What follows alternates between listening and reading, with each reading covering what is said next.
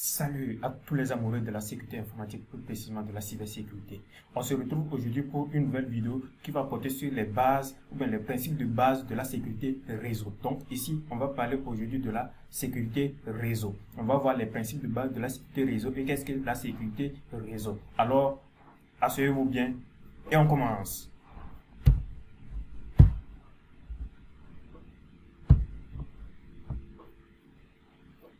Les points importants que nous allons aborder dans ce tutoriel. Les principes de sécurité réseau, la cryptographie et la gestion des clés, la politique et les procédures de sécurité, contrôle d'accès et pare-feu, la gestion des mots de passe, surveillance et audit. Ce sont des notions très importantes, comme vous le voyez marqué sur l'image avec une représentation. Un administrateur réseau qui est en train de faire du câblage. C'est très intéressant. Vous-même admirez la photo. Ok, ce n'est pas ça l'essentiel, mais avançons. Principe de base de sécurité réseau.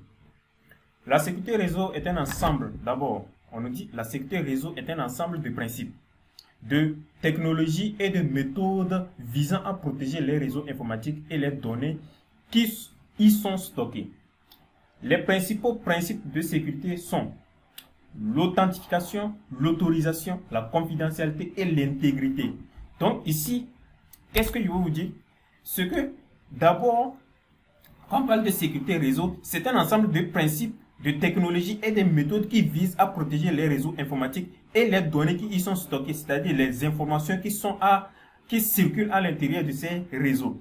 Maintenant, les principaux principes de sécurité réseau sont, c'est-à-dire les principes sur lesquels on se base pour faire la sécurité d'un réseau sont l'authentification, l'autorisation, la confidentialité et l'intégrité. Donc, ce sont les quatre principaux principes de sécurité réseau. Dans la deuxième partie, on dit maintenant, on va prendre chaque principe et dire ce à quoi il sert. L'authentification s'assure que les utilisateurs et les systèmes sont ceux qui prétendent être. C'est-à-dire que quoi? Ici, on s'assure que les utilisateurs et les systèmes sont ceux qui sont censés normalement être dans le réseau. C'est ce que je vous fais savoir. C'est-à-dire, ce sont ceux qui prétendent être. C'est-à-dire, ce sont les utilisateurs légitimes et les systèmes légitimes qui sont censés être dans le réseau.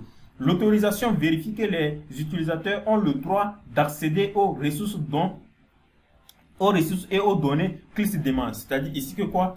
L'autorisation, c'est-à-dire c'est un processus qui permet de savoir que réellement les utilisateurs qui sont en train de demander certaines données ont le droit de pouvoir accéder à ces données et à ces ressources.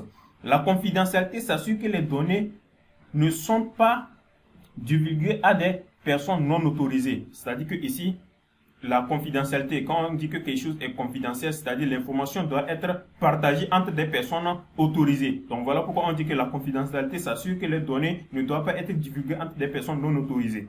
Enfin, l'intégrité s'assure que les données ne sont pas modifiées par des personnes non autorisées. Donc ce qui veut dire que lorsque une information quitte d'une personne A à une personne B, on doit s'assurer que l'information qui a quitté de la personne A à la personne B va arriver au niveau de la personne B intégralement, sans modification. Si c'est bonjour qui a été envoyé, c'est-à-dire le terme ou bien le mot bonjour doit être envoyé tel qu'il a été écrit dès le début. Donc c'est à ça sert le principe d'intégrité au niveau de réseau. Nous évoluons.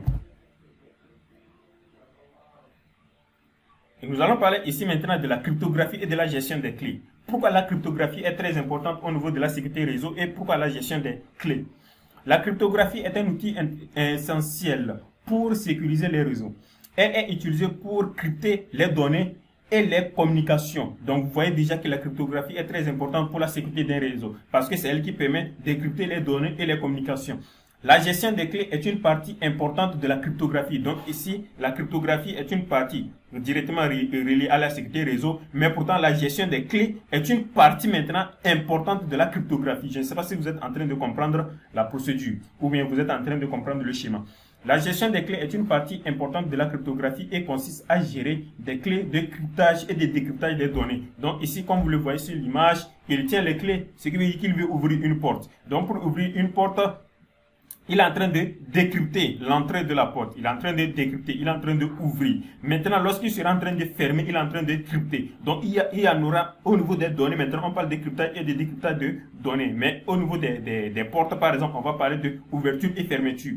Donc, lorsque la personne est en train de fermer, la personne est en train de crypter maintenant les données au niveau du réseau. Lorsque la personne est en train de ouvrir la porte pour entrer dans la chambre, peut-être, alors là, la personne est en train de décrypter les données. C'est-à-dire, lorsque la personne maintenant cherche à lire les données, il est en train de les décrypter. Lorsque la personne maintenant cherche à rendre ces données-là un peu floues pour une tierce personne, alors la personne est en train de les crypter. Voilà pourquoi la cryptographie est très importante pour la sécurité réseau et la gestion des clés est très importante au niveau de la cryptographie. Les clés doivent être stockées de manière sûre et être accessibles uniquement aux personnes autorisées. J'espère que vous êtes en train de le voir.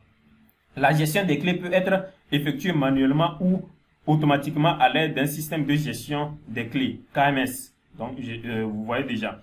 Un KMS permet de gérer et de distribuer des clés de manière sécurisée. Donc, le système KMS permet maintenant de gérer et de distribuer des clés de manière sécurisée. Quand on parle de manière sécurisée, c'est-à-dire qu'on s'assure que les clés vont atterrir dans de bonnes mains. Ce sont les personnes qui sont autorisées qui doivent maintenant avoir ces clés de gestion. J'espère que vous êtes en train de comprendre maintenant pourquoi on a parlé de la cryptographie et de la gestion des clés au niveau de la sécurité réseau. Donc, c'est tout cet ensemble qui va contribuer à la sécurité de réseau. On continue. Politique et procédures de sécurité. Ici, maintenant, on va voir quelles sont les politiques et comment procéder pour pouvoir sécuriser maintenant les réseaux. Politique et procédures de sécurité sont... Les politiques et les procédures de sécurité sont des documents qui définissent les règles et les procédures assurent pour garantir la sécurité des réseaux. Donc ici, c'est un ensemble de règles et des procédures assurent pour pouvoir garantir la sécurité des réseaux, politiques et procédures. Elles incluent des règles sur l'accès au réseau, les mots de passe, la sécurité des données et les mesures à prendre en cas de violation de sécurité. Donc ici maintenant, on est en train de vous parler de l'ensemble des politiques et des procédures au niveau de sécurité réseau. Donc au niveau des sécurités réseau, elles nous permettent maintenant de pouvoir définir les règles sur les accès réseau. Quand on dit inclut des règles, c'est-à-dire permet de définir les règles sur les accès réseau, les accès de mots de passe par exemple, la sécurité des données et les mesures à prendre quand il y a violation, c'est-à-dire les mesures à adopter s'il y a violation au niveau de la sécurité. Quelles sont les procédures à suivre, quelles sont les règles à suivre, quels sont les processus à suivre en cas de violation de sécurité, c'est-à-dire si quelqu'un a fait une intrusion inappropriée dans le réseau. Les politiques et procédures de sécurité doivent être mises à jour régulièrement et appliquées à l'ensemble des utilisateurs et des systèmes du réseau. Les utilisateurs doivent être informés des politiques et procédures de sécurité et des conséquences en cas de violation de celles-ci. Donc ici maintenant, lorsque vous êtes dans une entreprise ou bien vous êtes dans un réseau, il faut régulièrement mettre ces politiques et procédures de sécurité-là à jour. Et lorsque vous les mettez à jour, il faut prendre soin d'informer les utilisateurs afin qu'ils puissent être au courant des dangers qu'ils vont courir si quelqu'un viole les règles de sécurité du réseau. Donc, il est très important au niveau des réseaux de pouvoir mettre aussi ces politiques et procédures de sécurité. C'est très important. Contrôle d'accès et pare-feu. Le contrôle d'accès est un mécanisme qui permet de contrôler l'accès au réseau et aux données. Il peut être mis en place à l'aide de mots de passe. Donc ici maintenant, quand on vous parle de contrôle d'accès, c'est un processus qui permet de vérifier les accès au réseau et aux données. Quand on parle de réseau et aux données, les données c'est l'ensemble des informations ou bien des ressources qui sont disponibles dans le réseau. Maintenant, ce contrôle d'accès peut être mis en place par le système de mots de passe par exemple. Parce que lorsque vous prenez votre ordinateur, vous avez éteint votre ordinateur que vous revenez pour vous connecter, la plupart des cas nous avons des mots de passe. Pourquoi nous mettons ces mots de passe? C'est pour nous assurer que lorsque quelqu'un cherche à se connecter à cet ordinateur, que ce soit une personne autorisée, une personne qui a vraiment cet accès sur cet ordinateur. Donc il est très important de pouvoir mettre ces contrôles d'accès au niveau de réseau. Donc ça peut être par des mots de passe, des cartes d'identification ou de biométrie. Quand on parle des cartes d'identification, c'est-à-dire que vous pouvez donner des cartes qui vont permettre au système d'identifier réellement que l'utilisateur qui est rentré est bien lui. C'est-à-dire qu'ils vont avoir des cartes et qu'ils vont introduire dans le système et le système va vérifier. Les clés biométriques, ce sont des clés qui marchent plus avec nos empreintes digitales. Les pare-feux, ce sont des dispositifs qui limitent l'accès à un réseau ou à un réseau en un seul endroit. Donc ici, on vous dit que les pare-feux, ce sont des systèmes ou bien des dispositifs qui permettent de limiter l'accès à un réseau à un seul endroit. Vous voyez, non? Donc, contrôle d'accès et pare-feu sont toujours dans la mesure de pouvoir maintenant protéger votre réseau contre les intrusions inappropriées. Les pare-feux peuvent être configurés pour bloquer certains types de trafic et filtrer les connexions entrantes et sortantes. Donc, pour ceux qui sont des administrateurs réseau, ils vont déjà comprendre qu'au niveau de la configuration des réseaux, il y a ce que nous appelons la configuration des trafics entrants et sortants. Donc, les trafics entrants et sortants, ce sont des configurations que vous allez faire au niveau des pare-feux, vous permettant maintenant de filtrer les connexions au niveau du trafic entrant et de filtrer les connexions au niveau du trafic sortant. Les pare-feux peuvent être également utilisés pour surveiller les activités des utilisateurs et de détecter les tentatives d'intrusion. Donc, c'est ce que je venais de dire. Tout cela maintenant contribue à pouvoir sécuriser votre réseau contre les intrusions inappropriées. La gestion des mots de passe. Ici maintenant, nous allons voir la gestion parce qu'on a parlé des mots de passe. Ici maintenant, on va voir comment gérer ces mots de passe. La gestion des mots de passe est un élément essentiel de la sécurité réseau. Les mots de passe doivent être sécurisés et difficiles à deviner. C'est-à-dire que quoi? Les mots de passe doivent être sécurisés et difficiles à deviner. C'est tout comme vous le voyez sur l'image là. La personne se trouve sur un système ou un dispositif qui est compliqué à ouvrir. Donc, les mots de passe vont vous permettre maintenant de sécuriser cela. Quand on vous dit sécuriser, c'est-à-dire une personne ne peut pas rapidement, on dit sécuriser et deviner, difficile à être deviné et sécurisé. C'est-à-dire que lorsque une personne va vouloir bypasser, c'est-à-dire va vouloir avoir votre mot de passe à travers l'attaque par brute force et la personne ne puisse pas le faire.